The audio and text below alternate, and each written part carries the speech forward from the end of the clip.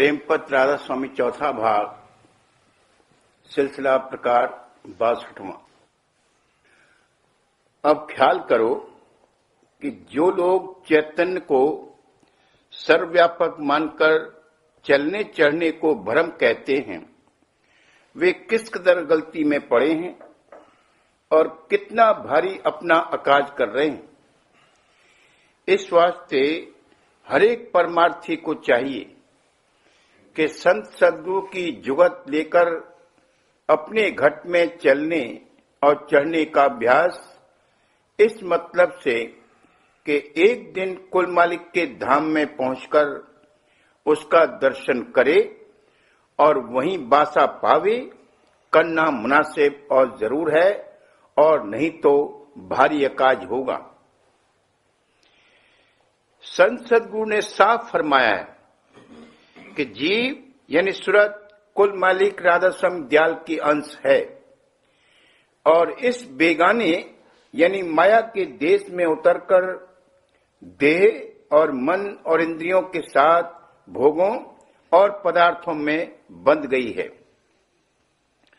सो जब तक इस देश को छोड़कर अपने निज घर में न पहुंचेगी तब तक सुखी नहीं होगी, और वास्ते छोड़ने इस देश के सूरत शब्द मार्ग का अभ्यास कराते हैं। शब्द चैतन्य और ज्ञान और नूर की धार को कहते हैं।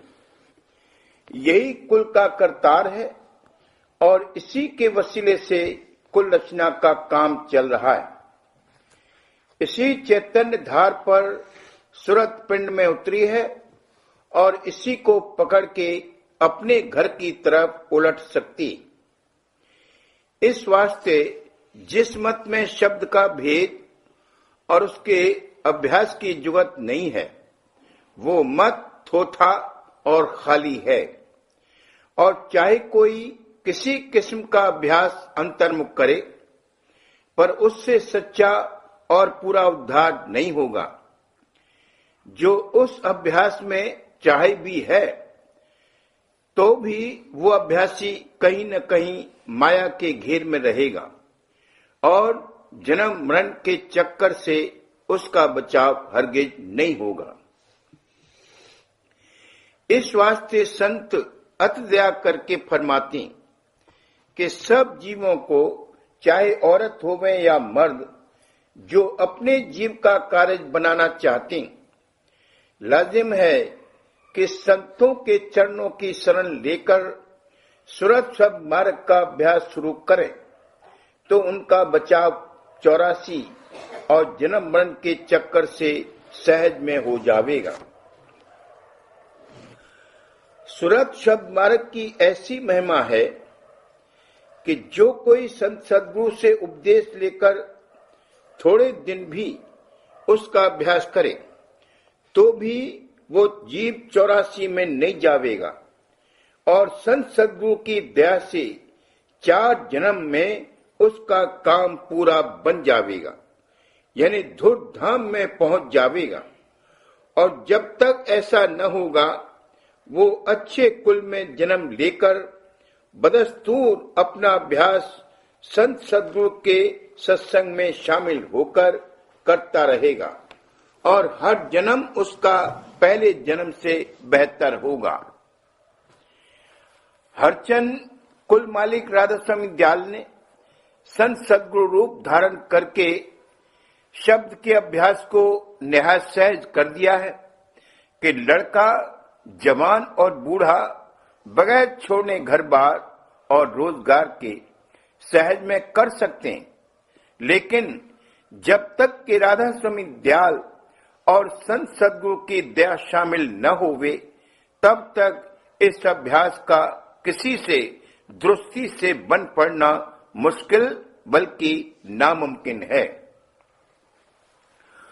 और मतों के अभ्यास को चाहे जो कोई काष्ठा धारण करके या हट के साथ कर लेवे, पर राधा स्वामी मत का अभ्यास सूरत शब्द योग का कोई जीव कामयाबी के साथ बगैर संत सद्गुरु की दया के नहीं कर सकता। जो कुल मालिक राधा स्वामी दयाल और संत सदगुरु की दया शामिल हाल होवे तो थोड़ी सी मेहनत और तवज्जो के साथ कार्रवाई करने से पूरा फल मिल सकता है। यानी संत सदगुरु अपनी दया का बल देकर अभ्यास करावेंगे और मेहर से उसमें कामयाबी बख्शेंगे। जीव निहायत निबल है और मन और माया और काल और कर्म वगैरह का जो परमार्थ में विघ्न कारक हैं मुकाबला नहीं कर सकता और न उनको हटा सकता है। लेकिन संत सदगुरु अपनी दया से उससे जिस कदर कार्रवाई मुनासिब हो करा सकते हैं और 3-4 जन्म में धुर पद में पहुंचा सकते हैं और मन और माया और काल को भी हटा सकते हैं। इस वास्ते सच्चे परमार्थी और दर्दी जीवों को मुनासिब है कि संत सदगुरु और उनके सत्संग की शरण लेकर कार्रवाई शुरू करें तो उनका काम सहज में बन जाएगा।